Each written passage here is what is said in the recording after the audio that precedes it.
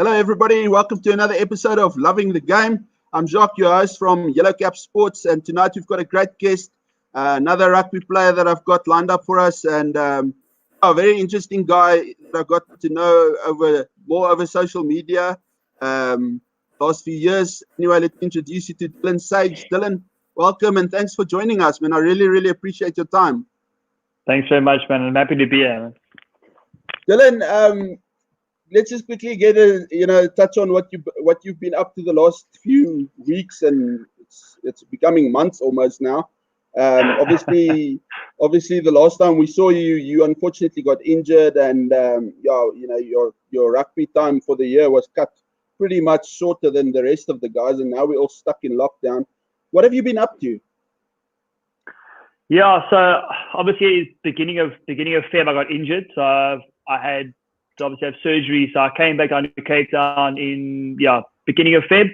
So I had my surgery. So for the first couple of months, even just for the lockdown, I've pretty much been at home because I couldn't do anything. I had 2 surgeries in Feb. I dislocated my ankle, so I had to sort of do a full reconstruction there. So I had 2 surgeries in Feb, and then I was pretty much housebound for 6 weeks on crutches for a while, and then then I had another surgery after that, just to take one of the screws out. So I've had 3 surgeries all in all, but now I'm sort of back on the mend now. And then obviously we had the lockdown, but I was kind of stuck indoors already. I only sort of come out of I think I've been out of the boot now for about 4 or 5 weeks. Okay. And I'm slowly back into rehab now, and it's sort of progressing nicely now. So now I'm sort of on like the more intense part of my rehab. So are you back to running yet, or is it just basic stuff for now? Well, at the moment, so I started off with just cycling, sort of the stepper, glider, stuff like that, elliptical kind of stuff. And then today I started my actual treadmill work, but it was on the LTG machine. So it's sort of just 60% of my body weight I started on, then I went to 70% of my body weight. Hopefully next week I can get onto the full my full body weight, but it's still going to be a while until I'm actually sort of doing sprinting and moving across. Hopefully maybe towards the end of the next month I'll be at that level. Oh, that's awesome, man. All the best for that. Listen, Thanks, Dylan, let's get into what we hear about, and it's loving the game. And obviously, being a professional rugby player, you gotta love your job. So, and I mean, what a job to have. Besides the bumps and bruises, but I mean, I think any guy would rather take bumps and bruises than pushing around a pen or a mouse or something all day long. So, I mean, I want to take you back in, a very long time ago when you were obviously small, and where or who or what, instilled this love for rugby in you, or was it something else before rugby? Well, my family is quite a rugby family, if I could say that. My grandfather was a Springbok. He played in the 60s. Yeah. So, my cousins all played. My brother plays. He's still playing. So we've kind of grew up playing rugby. That was a big love. I was actually a cricketer at school as well. So I enjoyed cricket. My brother was a polo player at school. But, I mean, rugby was also there. My brother was the better sportsman at school, rugby-wise. I played a bit more cricket at school. But it was always there. I mean, like I said, the whole family played. So it's kind of built up through the years. You started like barefoot rugby in like grade 1, all the way through. So I always enjoyed the game. I always loved playing. I wasn't really any good at school. I was kind of average, but sort of grew out of school, and you sort of, you pick up new tricks and all the rest of it, and it kind of just worked from there. Yeah. I mean, you grew up in Cape Town.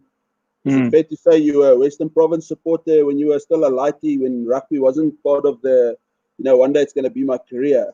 Because at some stage, I mean, you were just a fan. No, obviously, when I was a lightie, obviously I was a big Province supporter. In high school, I was actually a Bulls supporter. I actually enjoyed the Bulls. Oh, really? Was like when the Bulls. That's kind of when the Bulls were winning everything. You know what I mean? And they had nice players, and it was kind of good to watch. So I actually enjoyed. I actually supported more the Bulls than I supported Province and the Stormers. But I mean, when I was a lightie, I mean, I was obviously a Province supporter. You go to all the games, and that was kind of the thing back in the day, And it's fair to say you didn't start supporting the Bulls because of the winning. It's because you saw the light.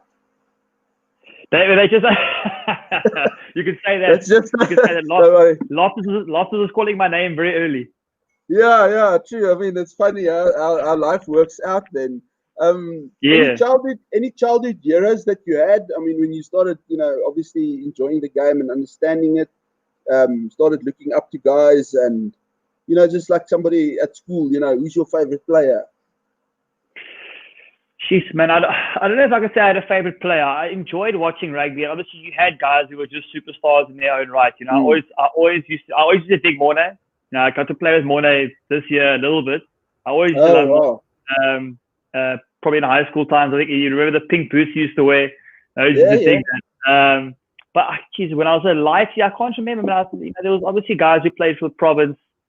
It's a while ago now, but Yeah. you had superstars back in the day that you really enjoyed watching. Do you know what I mean? I think I could really pick one. I think I had a lot of guys who I really enjoyed playing like, or not playing like, but enjoyed watching play. Yeah, and I mean, now that you mentioned Mornay being some of guy that you kind of watched when you arrived at Loftus, back from France and everything this year, how was it to actually like, oh wow, geez, I'm actually going to play with this guy that I admired at one stage? Is it weird Yeah, or? I mean, no, not too weird. He's a quality gent. You know what I mean? So you kind of get, you're playing professional rugby. You get used to meeting guys you sort of looked up to and sort of watch when you were a bit younger. I mean, there's a lot of guys that Mm, I played with now the last couple of years that I used to watch playing. But yeah, obviously he stuck out. He was a guy that I used to watch a lot. I think he was one of the most one of the most famous, if not the most famous live in South Africa. I think Andre is probably up there yeah, as well now. But yeah, he's a great human. You know what I mean? He's a great human being. yeah.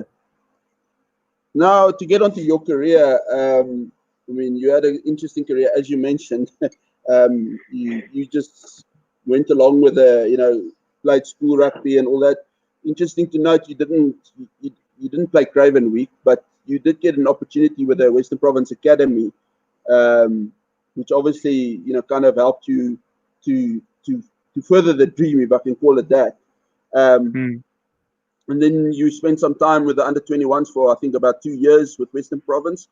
Um, but in that time also you started playing some varsity cup rugby with the Ikeys, and then you got an opportunity to go to Australia to the Western Yeah, the Force. fourth. I mean, yeah. Hmm.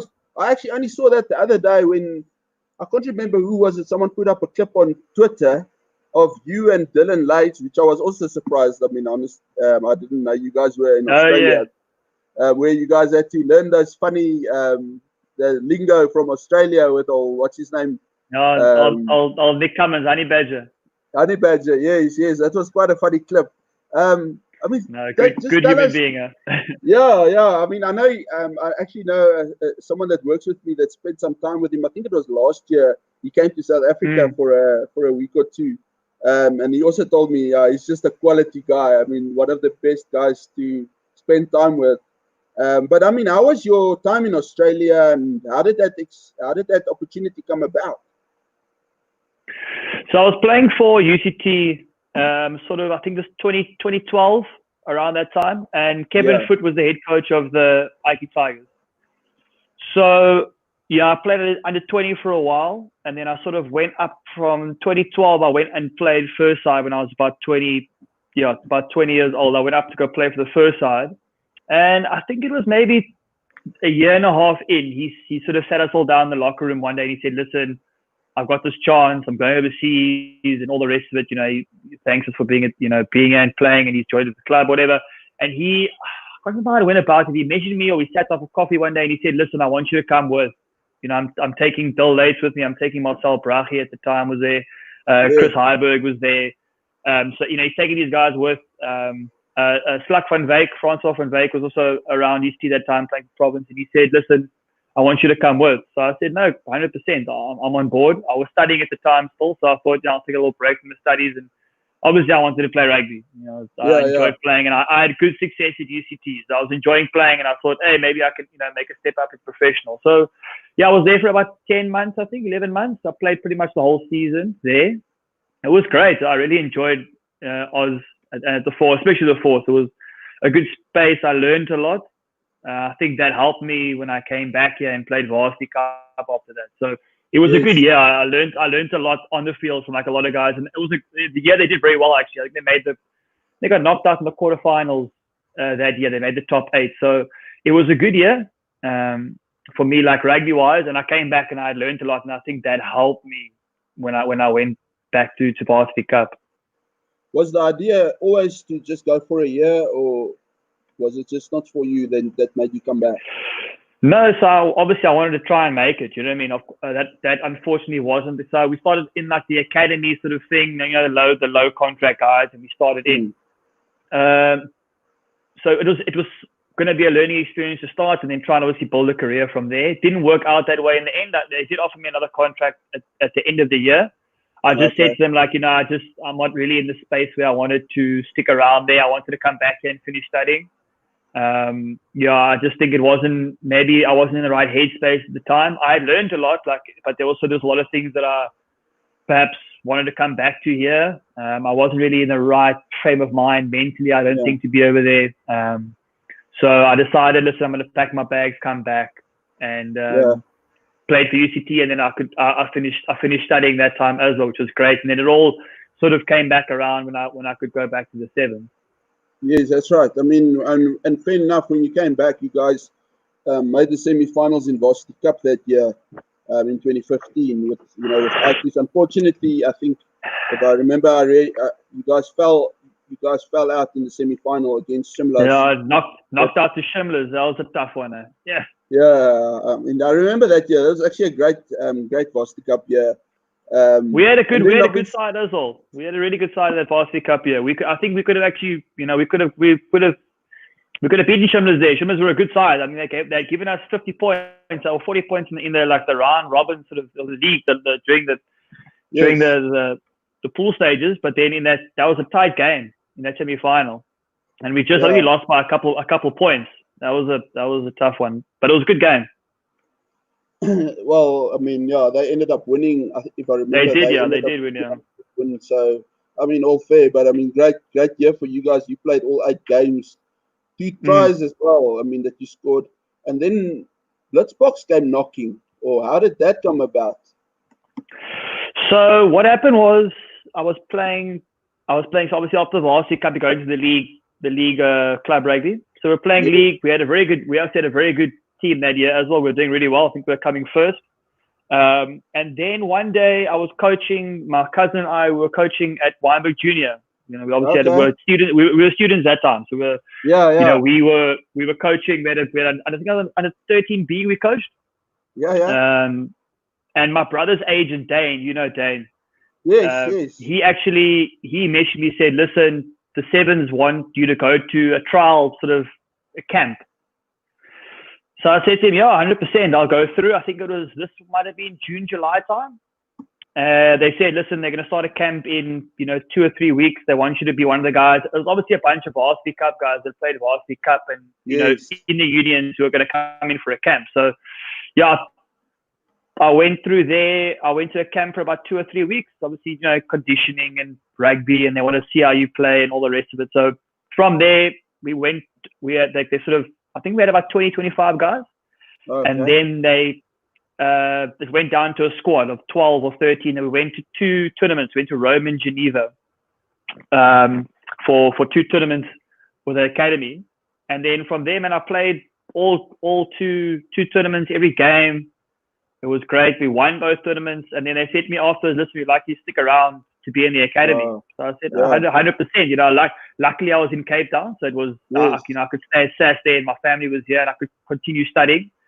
So I studied, and I played in the academy, and then I think we started pre-season, must have been August, September. And then I played my first tournament for the team in Cape Town that year. Oh, okay. That's normally the second leg of the series. I played in Dubai. Played in Dubai in the academy, and then I think Vadi's actually got injured in Dubai.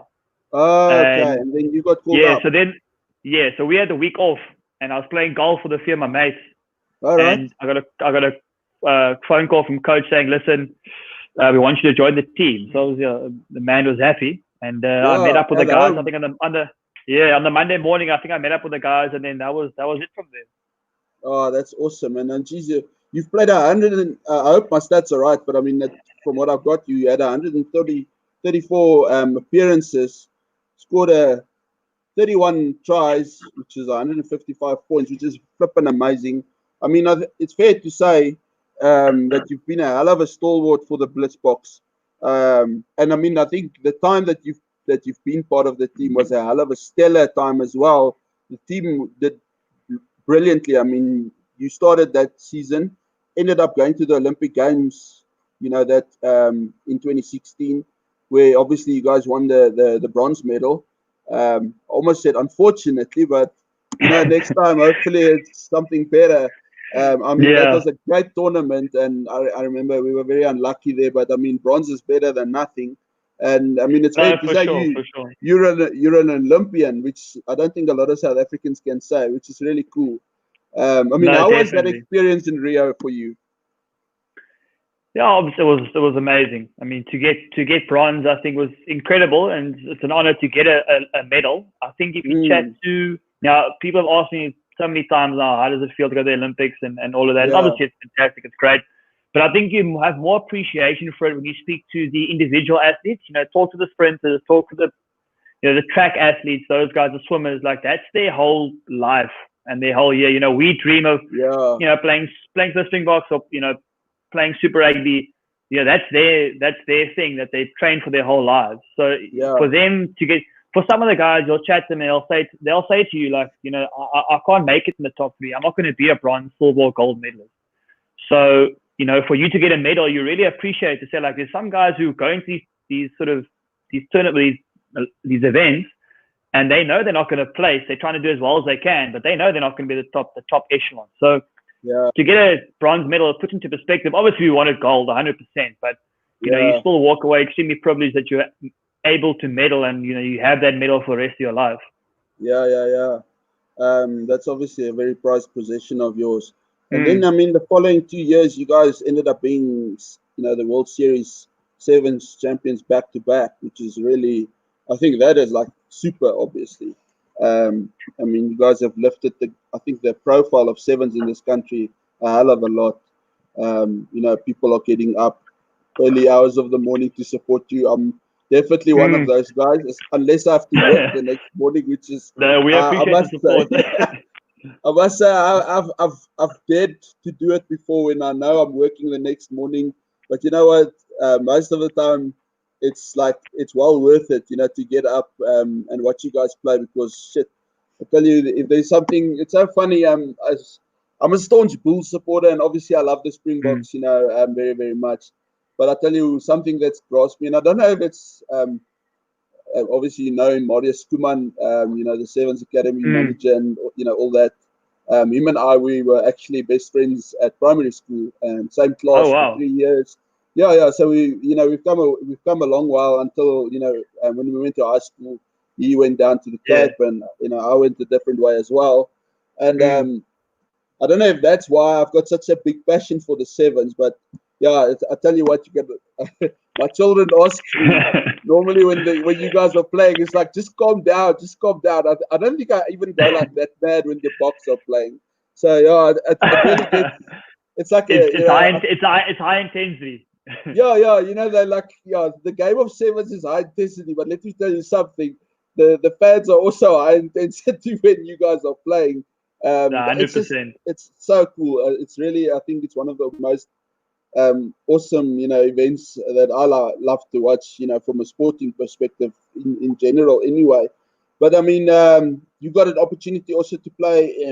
You were part of the World Cup team in 2018, right? Yeah. I mean, that must have been something great as well, because it was a new venue in America.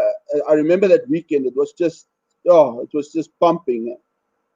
Yeah, we went. So it was in San Francisco. We played at the MLB stadium, the baseball stadium. Yeah, that's right. I mean, fantastic. That was really a cool tournament. We didn't. We it was a weird tournament because we started off so well, and then we were kind of cruising, and then we played England in the quarterfinal, and we were just dead. We just had a couple turnovers, and we found ourselves, we were like 19-0 down, in the first half already, so we couldn't really claw our way back. I mean, we were outplayed there. They played better than us. I mean, we beat Fiji, and we came fourth Oh, third. We No, beat you came third. Yeah, you got a bronze medal again. Yeah. In the second or third playoff. Yeah, we just seem to can't get those big tournaments right, man. I must tell you, that is my most frustrating thing about watching the Sevens sometimes. Yeah. And I always tell guys when I do get to watch with them, it's so funny, and nothing against the team obviously, but I always find it so strange. It's like to try and explain it to someone, it's like you get these weekends where you guys can play obviously somewhere, and then it's almost like, because anybody that follows the Seven, you know who the top teams are, and you know who the Boks main rivals are and stuff. And then it's like I use the term, it's like the title's almost on a platter for you, and then it's somehow, but it's also in the same breath, when the top teams struggle, it's like all of them somehow struggle. It's just it's almost like a wave, that the Seven Circuit goes through. It's not always just like one team that fails. All the top teams seem to struggle on a weekend, and and then on the next weekend they'll all do well in that. But I think what Neil has done at the Sevens is just flipping amazing, and I think it must be so. I've heard stories from the Sevens camp, or that in the Sevens camp, it's the brotherhood and stuff there it's amazing. The culture. That's actually the word I was looking for. I mean, just what is a day like? In this, at the Sevens Academy, if you don't mind, if I'm allowed to ask that.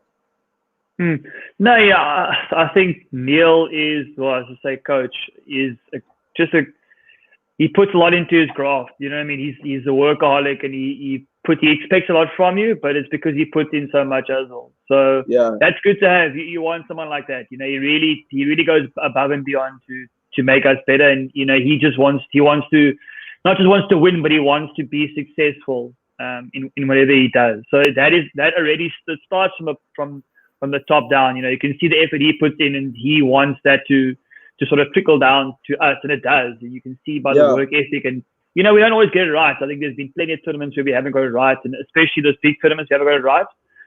But it's a long process. You know what I mean?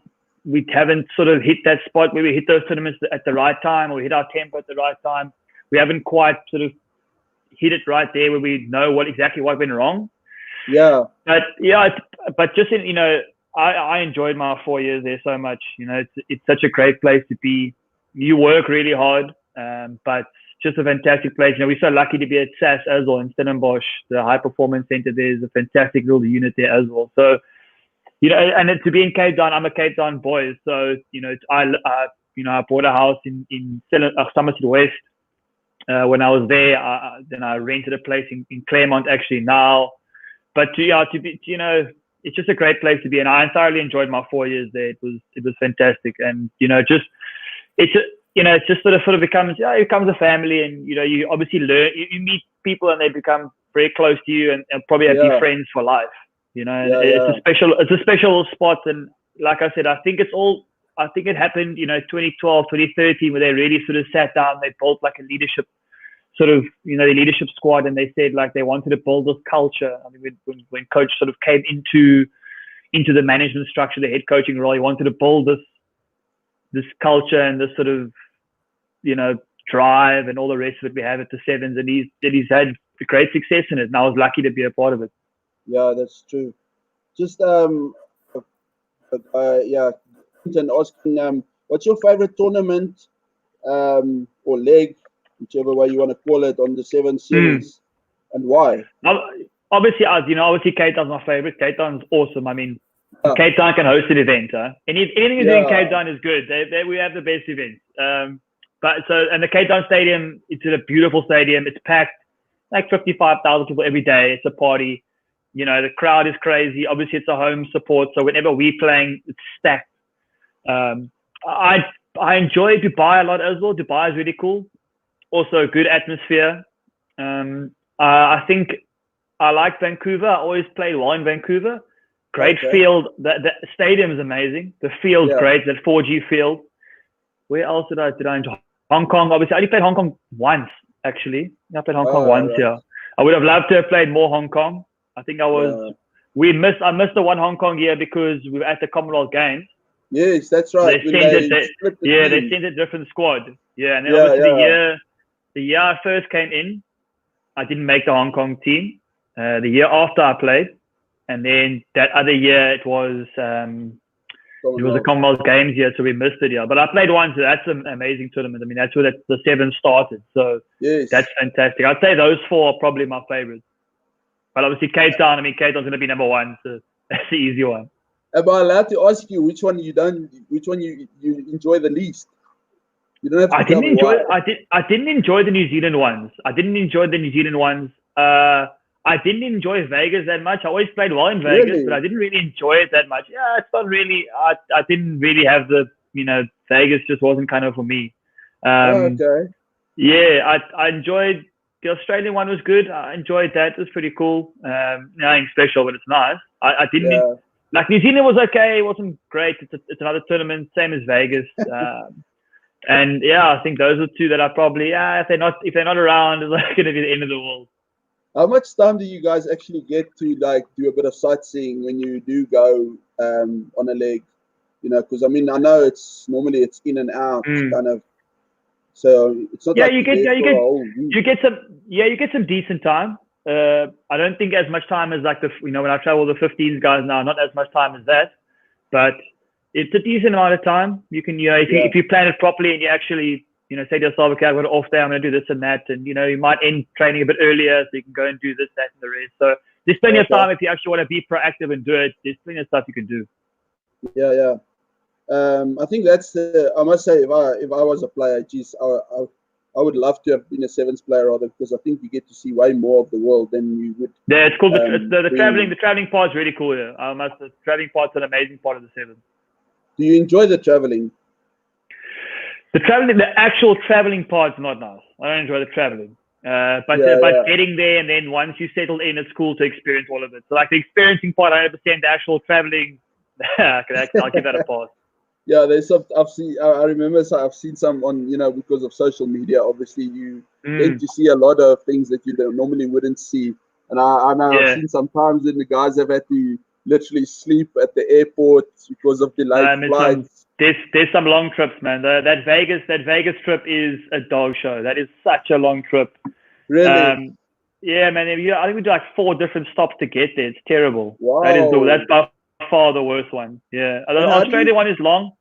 Yeah. The Vegas one's terrible. The Vegas one, that can kick rocks for to be honest. That's terrible, man. I mean, how do you guys keep sane in such a long trip? Man, the guys are on thin edges towards the end. I must say, they kind of go in their own little bubble towards the end. Yeah, that's a long trip. I think we do like Cape Town, Heathrow. We did Cape Town, Heathrow, JFK to Phoenix, and then Phoenix to Vegas. I mean, that was man, that's terrible. So yeah, the guys are in the best moods towards the end of that trip. I can tell you for free. But then you go into your hotel and you sort of have your own time and chill out and sleep a bit, and then like the next day you sort of leveled up again. Oh, that's awesome. Any stories that you can share with us from your sevens days? I mean, I know there's some characters in the team. You got the guys like Chris Dry, who I think must be a hell of a person to be with. Keeping the moods light and stuff. Like you say, obviously there's some edgy moments and stuff. But I mean, is there any stories you can share with us? I'm actually thinking I have a lot of stories. But I don't know if I can actually get into. I can't get into one right now. But I was lucky that there are a lot of characters in that team. Like you've got guys like Chris is Chris is my roommate for a lot of time as well. So I had Chris a lot. Yeah, I had Chris a lot. Obviously Roscoe, myself and Roscoe are very close, and we had he's a character himself. But there's the whole group. We have guys. Myself and Ruan are very close. I think it's one of the guys that I've sort of built very close to over the years. So I was nice that we built that sort of team. There was a lot of camaraderie, and it's a small squad. So there's so many different stories. I mean, you have characters that are we're running out to play, and guys are jumping around, dancing, and going mad, and it's a good experience. And you get to go for coffees with guys. Myself and Kyle sort of came from similar backgrounds, so we always got along very well. Myself and Philip are very close. Yes. So, I built some amazing relationships with the guys, and you build those on tour as well. That's where you build a lot of the relationships, because it's only, it's 13 or 14 of you guys there, and you're there for 2 weeks together. So you build great relationships with people, and there's obviously so many stories, and you rugby stories mostly. I mean, Coach Neil Strict, you can't do much else socially, so it's kind of it's a business only trip. I was just gonna ask you now. So what happens when the Blitzboks wins a tournament? Let's say they win a Vegas or whatever. I mean, the only thing we haven't won is Hong Kong. So I mean, what happens? Tell us something, man. I mean, surely there's a little bit of. I mean, coach must relax a little bit, surely.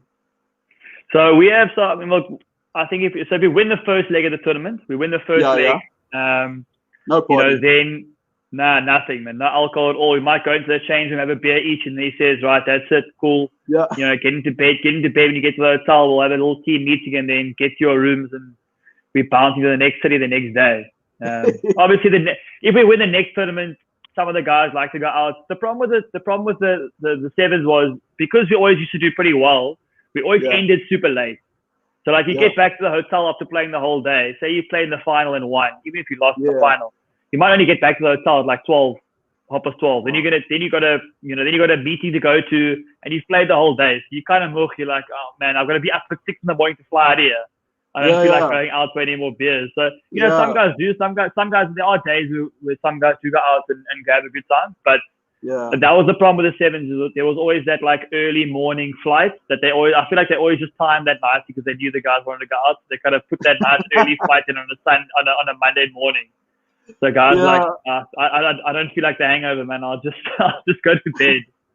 Yeah. Listen, so and then you started playing some 15s. I mean, you joined the Bulls in 2018 after the World Cup.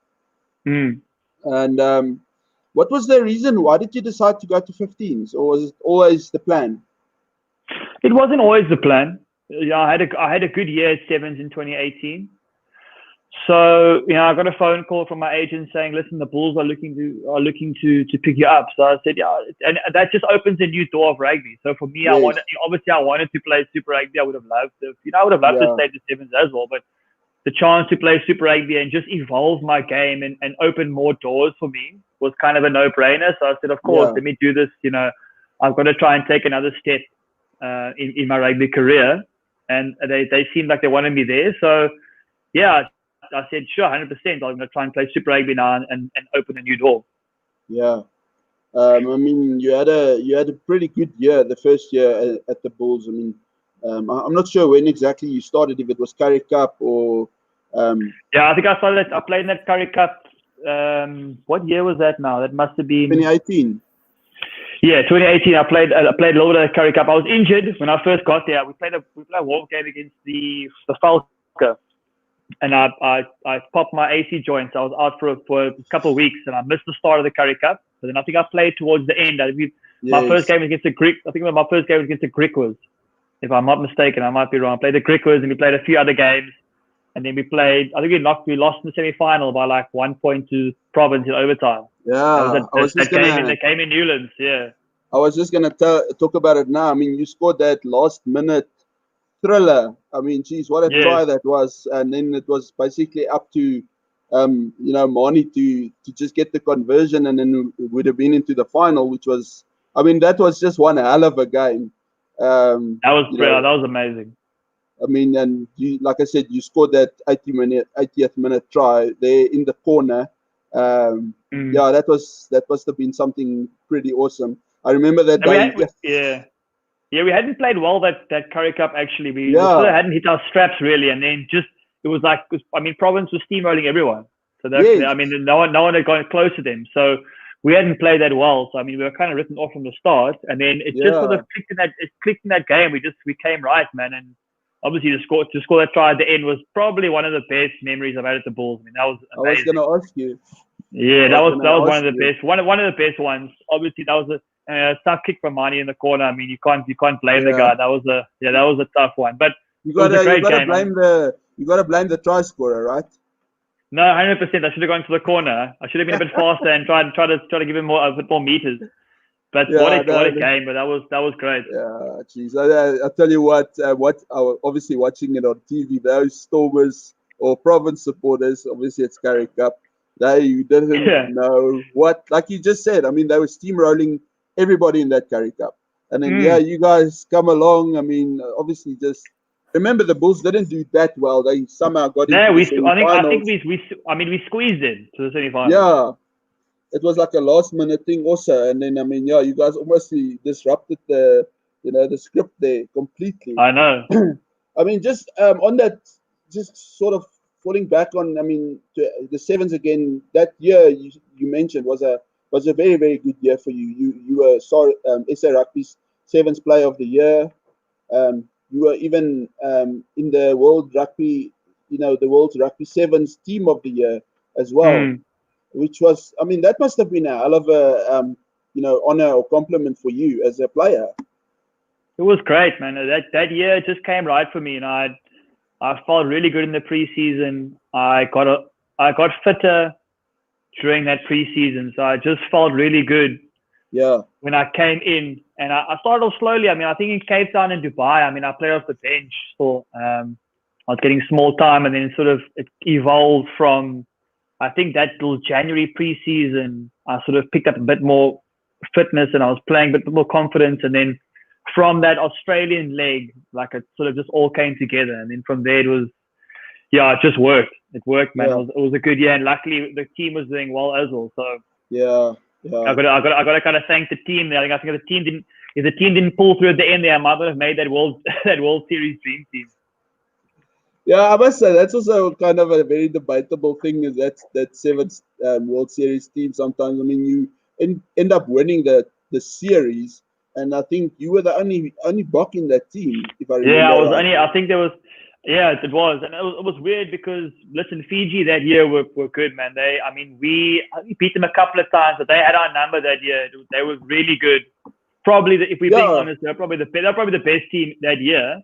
That was that funny year when they won like more events than you, but you had won more silver medals along the road. Yeah, I mean, it came down to that funny equation on the last day where they had to fall out.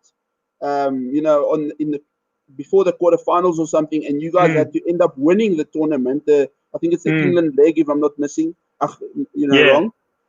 And it actually happened. I mean, just those things happen in movies. You don't see that in real life. So I mean, to be part of that must have been. Yes, you guys must have been. It was great, man. Surely the coach allowed you guys, more than one beer after that. I think we had a good fines meeting that night. Oh, really? We had a good fines meeting that night.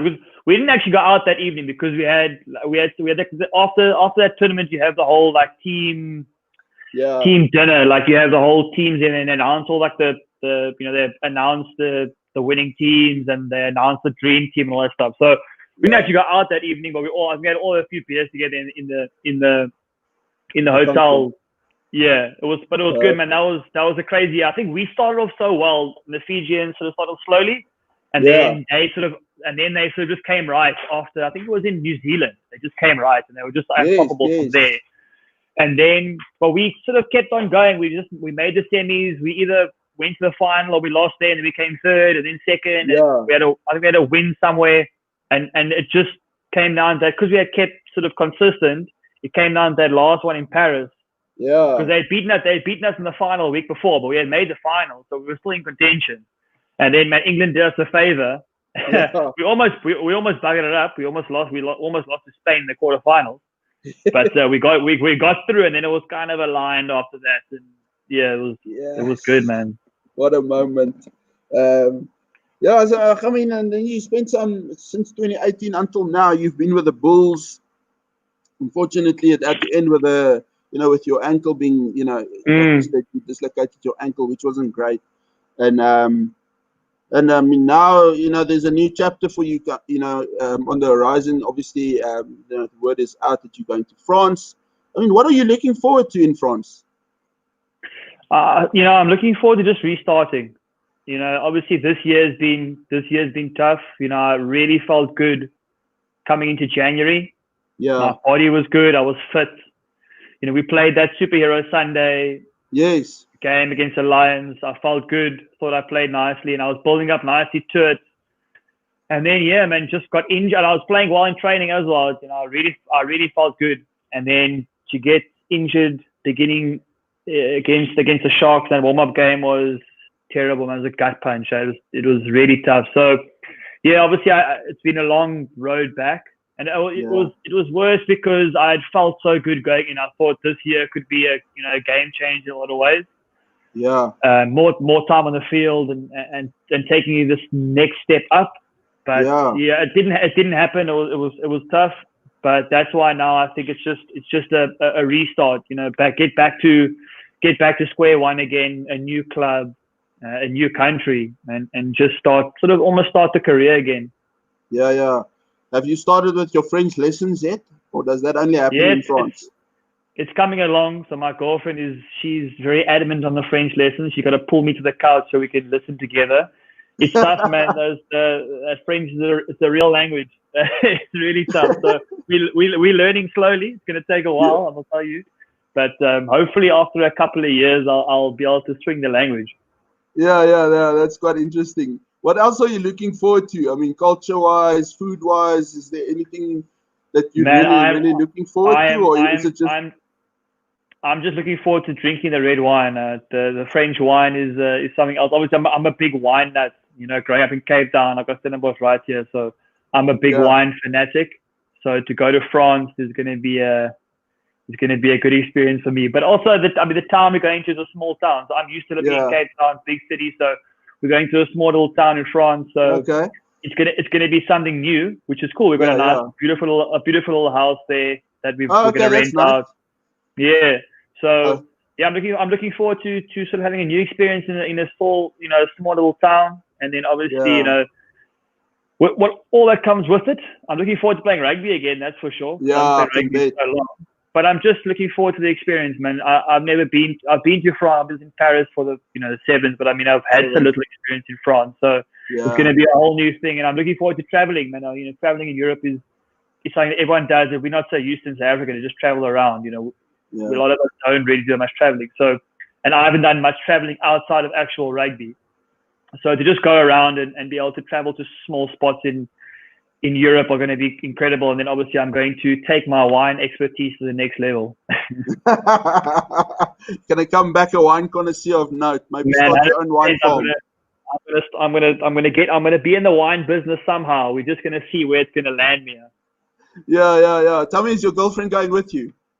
Yeah, she's gonna go with me. My pets are coming with me as well. Oh, awesome. So once everything starts to open up a little bit, and I can get over as fast as possible. That's going to be the plan. Yeah.